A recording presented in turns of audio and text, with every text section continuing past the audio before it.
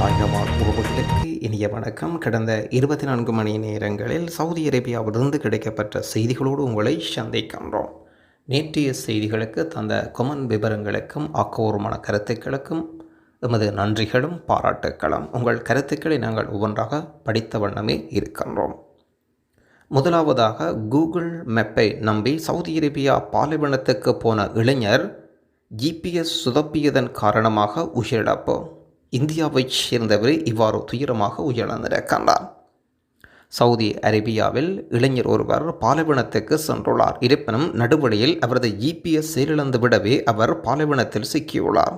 சுமார் 4 நாட்கள் உணவு தண்ணீரின்றி தவித்தவர் பரிதாபமாக உயிரிழந்திருக்கின்றார். இந்த சம்பவம் குறித்து அந்த நாட்டு அதிகாரிகள் விசாரணை நடத்தி வருகின்றனர். இந்தியாவிலிருந்து வெளிநாடுக்கு செல்வோரின் எண்ணிக்கை தொடர்ந்தும் அதிகரித்து வரும் நிலையில் பலரும் வேலைக்காக மத்திய கிழக்கு நாடுகளை தேர்ந்தெடுக்கின்றார்கள். தென்னிந்தியாவைச் சேர்ந்தவர்களே இது அதிகமாக காணப்படுகின்றது. அதே நேரம் அங்கு சில நேரங்களில் அவர்களுக்கு மோசமான சம்பவங்களும் நடந்து விடுகின்றது. இதற்கிடையில் அப்படியான ஒரு சம்பவம் ஒன்றுதான் சவுதி அரேபியாவில் இடம்பெற்றிருக்கின்றது. சவுதி அரேபியாவிற்கும் ரஃபல் காலி என்ற பாலைவனத்தில் தெலுங்கானாவைச் சேர்ந்த 27 வயதான இளைஞர் ஒருவர் நீரிழப்பின் சோர்வின் காரணமாக இழந்திருக்கின்றார். தொழில்நுட்பத்தை நம்பி சென்ற இளைஞன் பாலைவனத்தின் நடுவே சிக்கி தவித்தார்.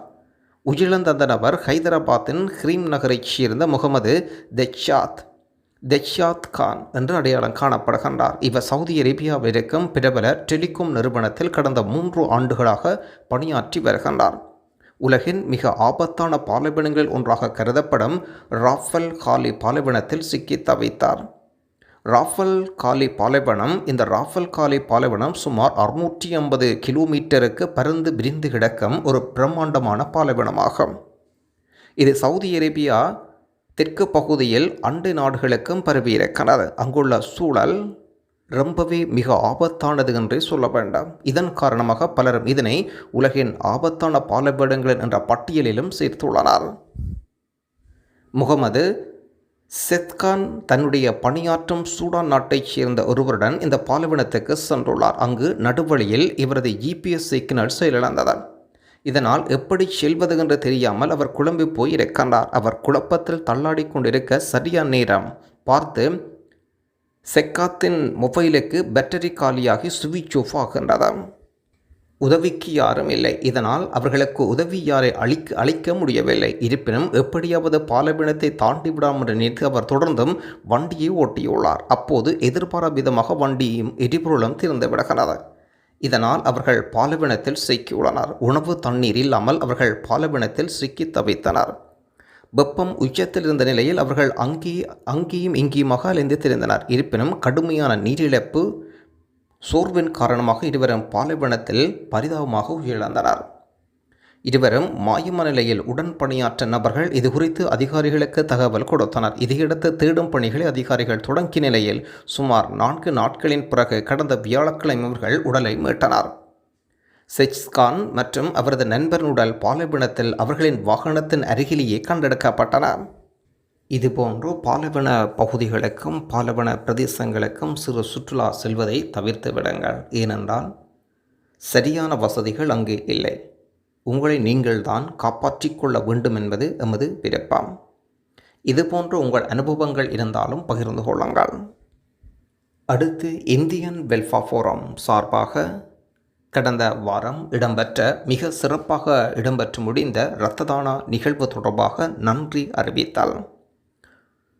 உங்கள் ஒவ்வொருவருடைய ஆதரவினால் இரத்த தான முகாம் மிக சிறப்பான முறையில் நடைபெற்றது. மக்கள் பெருந்திரளாக கலந்து கொண்டனர். இந்த ஒப்பற்ற சேவையை ஒவ்வொருவரும் ஆற்றியிருந்தீர்கள். உங்கள் ஒவ்வொருவருக்கும் எமது நெஞ்சு கனிந்த நன்றிகள். உங்களுடைய ஆதரவை தொடர்ந்தும் எமக்கு தருமாறு கேட்டு நிற்கின்றோம். தகவல்: இந்தியன் வெல்ஃபேர் ஃபோரம், மத்திய மண்டலம், ரியாத், சவுதி அரேபியா. தொகுப்பு: திருச்சி மீடியா, ரஹமத்துல்லா. வேலைவாய்ப்பு ஒன்று இருக்கின்றது. ஒரு டிரைவர் வேலை தேவை. ரியாத் முகமதியா ஏரியாவில் இருக்கின்றது. மேலும் வேலைவாய்ப்பு தேவை என்றால் 0500778348 என்ற எண்ணில் அழையுங்கள். வளைகுடா நாடுகளுக்கான விமான பயணச்சீட்டு கட்டணங்கள் திடீரென பல மடங்குகளாக உயர்ந்திருக்கின்றன. வரும் தினங்களில் பயணம் செய்ய குறைந்தது 30,000 ரூபாய் தொடக்கம் செலுத்த வேண்டிய நிலைமை ஏற்படுகின்றது. பயணிகள் கடும் சிரமங்களை எதிர்கொள்ள இருக்கின்றார்கள். வளைகுடா நாடுகளுக்கான விமான பயணச்சீட்டுகள் திடீரென பல மடங்கு உயர்வதற்குரிய பிரதான காரணங்கள் என்ன? பெரும்பாலும் இந்திய ரூபாவில் 30,000 ரூபாய் பணம் தேவைப்படுவதாக சொல்லப்பட்டிருக்கின்றது. இது தொடர்பாக பல புள்ளி விவரங்களை சேகரித்து பார்த்தால் வருகின்ற 16ஆம் தேதி தொடக்கம் செப்டம்பர் மாதம் காலப்பகுதியை எடுத்து நோக்கினால் இந்தியன் ரூபாவில் 41,000 தொடக்கம் 70,000 ரூபாய்க்கு இடைப்பட்ட டிக்கெட் பெறுமதிகளை காணப்படுகின்றது. குறிப்பாக ஏர் இந்திய எக்ஸ்பிரஸ் பயணம் அதிகூடிய விலையாக காணப்படுகின்றது. இந்த சேவை முற்றிலும் எப்படி இருக்கின்றது என்ற விவரங்களையும் கொமெண்டில் தெரியப்படுத்துங்கள். ஏர் இந்திய எக்ஸ்பிரஸ். ஒரு விழிப்புணர்வு செய்தி ஒன்று. துபாயில் கடன் பிரச்சினை காரணமாக குழந்தை மனைவியை கொலை செய்ய முயன்ற கணவர். துபாயில் கடன் பிரச்சினை அதிகமாக இருப்பதன் காரணமாக மனைவி குழந்தையை கொலை செய்துவிட்டு தற்கொலைக்கு முயன்ற இந்தியரை துபாய் போலீசார் குறுகிய நேரத்தில் கைது செய்து அவர்களை மீட்டு மருத்துவமனையிலும் சேர்த்துள்ளனர். இவர்களுடைய அறையிலிருந்து பயங்கரமான சத்தம் கேட்டதை அடுத்து அயலவர்கள் போலீஸ் நிலையத்துக்கு தகவல் கொடுத்ததை அடுத்து உடனடியாக விரைந்து வந்த துபாய் போலீசார் 3 பேரையும் மீட்டிருக்கின்றனர். இதில் 38 வயதான கணவன் மீது வழக்கு பதிவு செய்யப்பட்டிருப்பதுடன் இந்த குடும்பம் கேரள மாநிலத்தைச் சேர்ந்தவர்கள். பெண்மணி அங்குள்ள இந்தியன் பள்ளியில் ஆசிரியர் என்பதும் குறிப்பிடத்தக்கது. டாக்டர் சந்தோஷ் அவர்களுடன் NRTA நிர்வாகிகள் சந்திப்பு. சவுதி அரேபியாவின் ரியாத் மண்டலம் NRTA நிர்வாகிகள் வசீம் ராஜா, ரியாத் ஒருங்கிணைப்பாளர், இதர நிர்வாகிகள், தமிழ்நாடு அரசின் அயலக தமிழர் நலன் மற்றும் மறுவாழ்வுத்துறை சவுதி அரேபியா சட்ட துணை ஒருங்கிணைப்பாளர் சந்தோஷ் ஃப்ரேம் அவர்களை சந்தித்து பொன்னாடை போர்த்தி வாழ்த்துக்களை பகிர்ந்து கொண்டனர். பெட்ரோல் நிலையத்தின் நுழைவாயில் குறித்து. சவுதி அரேபியாவில் இருக்கும் பெட்ரோல் நிரப்பு நிலையங்களில் நுழைவாயில்கள் பெரிதாகவும் உயரமாகவும் இருக்க வேண்டாம். சாலை பாதுகாப்பு ஆணையகம் அறிவிக்கின்றது.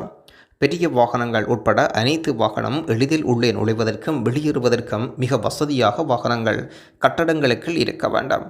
இந்த கட்டுப்பாடுகள் பெட்ரோல் நிலையங்களுக்கு மட்டுமல்லாது வாகன ஓட்டிகளின் ஓய்வு மையங்களுக்கும் பொருந்தும். நிலையங்களிலிருந்து பிரதான சாலைகளுக்கு உள்ளே வரும் பாதையும் வெளியேறும் பாதையும் பிரத்யேகமாக நிறுவ வேண்டும் என்பது சட்ட விதிமுறைகளில் ஒன்று.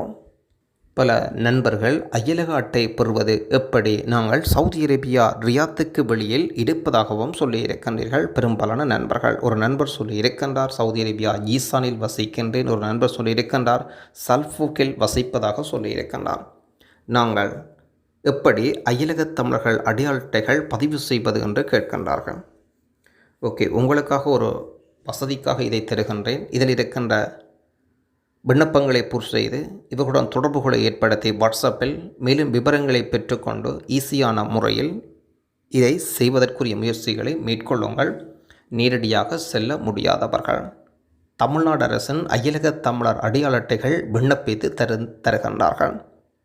அப்சர் அக்கவுண்ட், பாஸ்போர்ட் விண்ணப்பித்தல், VFS அப்பாயின்மெண்ட் மற்றும் இதர சேவைகளை செய்கின்றார்கள். அத்தோடு தமிழ்நாடு அரசின் அயலக தமிழர் அடையாள அட்டையும் விண்ணப்பித்து செய்து தருகின்றார்கள். தொடர்புகளுக்கு வாட்ஸ்அப்பில் அழையுங்கள். எதிர்க்கும் இலக்கங்களோடு 91 81 222 87 268.